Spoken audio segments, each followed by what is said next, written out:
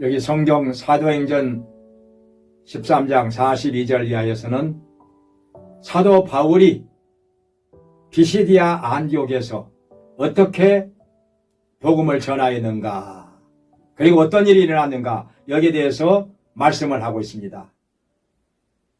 여기서 말씀하시기를 48절에서 영생을 주시기로 작정된 사람들은 다 믿더라, 이렇게 말씀을 하고 있습니다. 엄청나게 많은 사람들이 거기에 모여들었는데 거기에서 영생을 주시기로 작정된 사람들은 다 믿었다고 했습니다. 어떻게 해서 이런 일이 일어나게 되었을까요? 세 가지로 나누어서 생각을 해볼 수가 있습니다. 첫째로는 바울과 바나바가, 이 두 사도가 복음을 전하였다고 했습니다.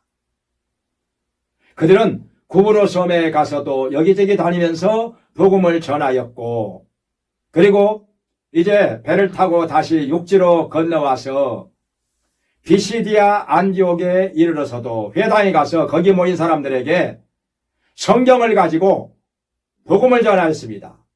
그 복음의 내용은 이스라엘의 역사를 쭉 얘기하면서 다윗 왕이 나오고 다윗 왕의 후손으로 예수 그리스도가 메시아로 오셨다는 것, 그리고 우리를 위하여 십자가에서 죽으시고 3일 만에 다시 살아나셨다고 하는 것, 성경의 예언대로 예수님께서 부활하셨다고 하는 것을 이렇게 말씀하고 있는 것입니다. 이것이 복음의 핵심인 것입니다. 예수 그리스도를 통해서 우리가 죄사함을 받고 의롭다함을 받게 된다고 하는 것을 전하고 있는 것입니다. 그러니까 복음을 전하지 않으면 듣지 못하고, 듣지 않으면 믿지 못하고, 믿지 않으면 주의 이름을 부르지 않고, 주의 이름을 부르지 않으면 구원을 받지 못한다고 로마서 10장 13절 이하에서 말씀을 하고 있습니다. 그래서 우리가 복음을 전하는 것입니다. 복음을 전하지 않는 곳에서는 구원을 받는 사람이 나올 수가 없기 때문에 저 오지에까지 가서라도 여러 가지 핍박과 고통을 당하면서라도 복음을 전하는 것입니다. 예수님께서도 너희는 온 천하에 다니며 만민에게 복음을 전파하라 말씀을 하셨던 것입니다. 그 다음에 또 두 번째로는 그들이 말씀을 듣기 위해서 모였다고 하는 것입니다.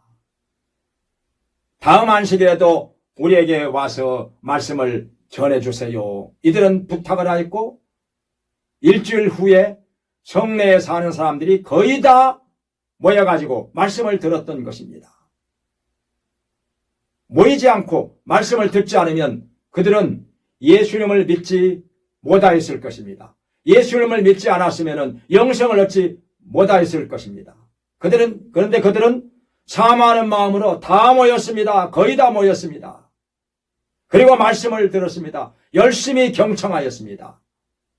그래서 그들은 예수님을 믿고 영생을 얻게 된 것입니다. 세 번째로 영생을 주시기로 작정된 사람들은 다 믿더라, 이렇게 말씀을 하셨는데, 그러니까 하나님께서 작정한 사람들이라, 영생을 주시기로 작정한 사람들이라 성경에 이렇게 말씀하고 있습니다.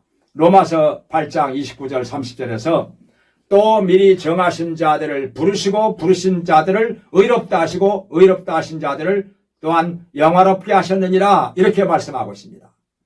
하나님께서 예정하셨다는 것입니다. 또 에베소서 1장 4절에서 창세 전부터 하나님께서 택하신 자들을 부르시고 예수님의 피로 말미암아 구속함을 받게 하셨다, 이렇게 말씀하고 있는 것입니다. 그러니까 창세 전부터 택하신 자들을 하나님께서 불러주셔서 복음을 듣고 예수님을 믿어 구원을 받게 하셨다는 것입니다. 택하신 백성들에게 성령님이 역사하셨기 때문에 복음을 듣고 깨달아 예수님을 믿어 영생을 얻게 되었다는 것입니다. 이렇게 하나님께서 작정하신 사람들, 영생을 주시기로 작정하신 사람들이 믿어서 구원을 받고 영생을 얻게 되었다, 이렇게 말씀하고 있는 것입니다.